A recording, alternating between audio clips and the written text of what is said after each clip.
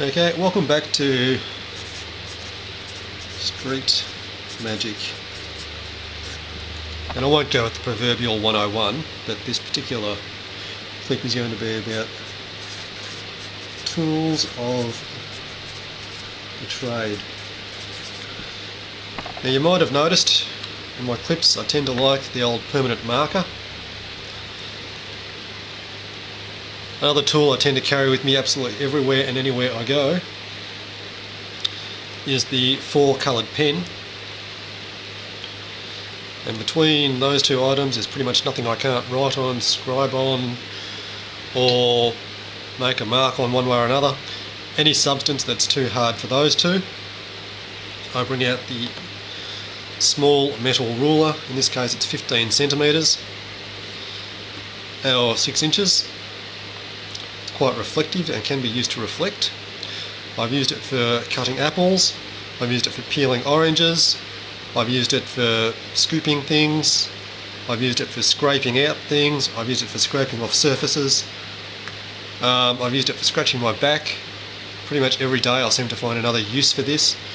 You can use the corners there for cleaning out gunk of things, and it just has a multitude of uses. You can also use it to open boxes.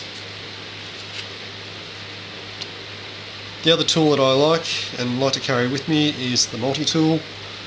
This particular one of course has a pair of pliers, somewhere in there there's a knife blade, not that I need it with a ruler, a little hacksaw blade and a couple of other tools, screwdrivers. Oh, incidentally, this can be used as a screwdriver, so that's a great thing to carry around with me. It's got a bit more weight in it than the ruler, but in the event that I can't carry that, I just use the ruler. The second set of tools that I'm going to introduce you to fall into the category of children's toys, and I've always sort of enjoyed the idea of using reasonably innocent looking things that can be bought at a discount variety shop for $1 or $2 as items of divination. One of the more obvious ones that I find is the playing cards. I use these typically in place of a tarot deck, and I bought these in an op shop. You know, as good as new. There's a few marks on the cards. These ones were bought for 50 cents. The deck I typically use was bought from a casino and doesn't include a joker, but I like to use a joker occasionally in place of the Fool card. And you've got the 4 suits there which correspond to the 4 suits on the tarot decks. What you don't have though is the court cards. You don't have the page and you don't have the knight. Instead you've got the jack, which I sort of take as being the average of the sort of the page and the knight.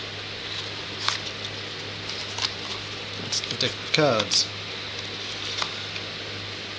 Something as simple as a handful of buttons can be used for divination, for divining things. Maybe you have a chart on a piece of paper drawn out, like a Ouija board or something similar, and you just cast the buttons onto it. You might like to use buttons with different colours. Another one you might like to use with maybe a dinner plate, which you could then mark out with a pen, is the spinning top. This particular spinning top was handcrafted. I picked it up for about 50 cents, maybe $1, from a wood turners convention. A local craftsman has made it, and my children decided they wanted a spinning top, so they were given one each. Keeping in line with children's toys, this necklace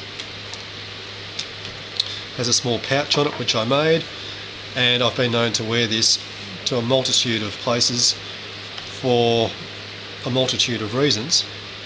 But it's an easy way to conceal 2 divination devices that are contained within.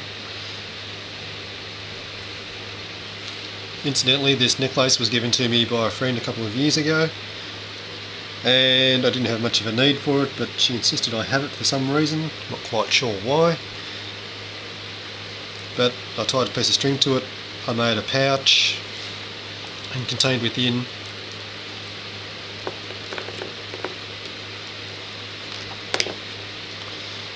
2 dice, or die. I'd prefer to use bone if I could, but not readily available. And I always have die around the house. I usually carry one on me pretty much anywhere and everywhere I go. Can be used to make some really awkward decisions. And I also carry 7 beads, which a little bit like the buttons, they can be cast.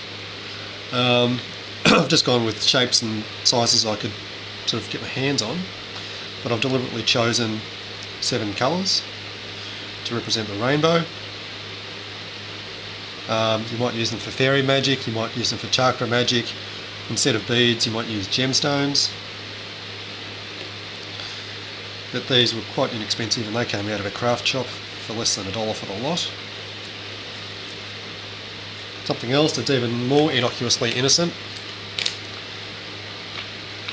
and I've actually written a system about this, is the dominoes. This is my children's set of dominoes. 28 pieces, and I've actually got a text, or part of a text that I've written about divination with dominoes, where I use them either in place of tarot cards or I'll use them to back up tarot cards. More about the Nard's domino effect later on. But you can put those in a bag, you can bounce them around and do whatever you like with them, and discern meaning from the numbers and the patterns that are on the dice. Now, possibly one of the most innocent things that people completely overlook as far as divination devices go are the coins. Just money. Once again, you could have a chart, scatter them on, see where they lie. You know, heads or tails may have some value to you.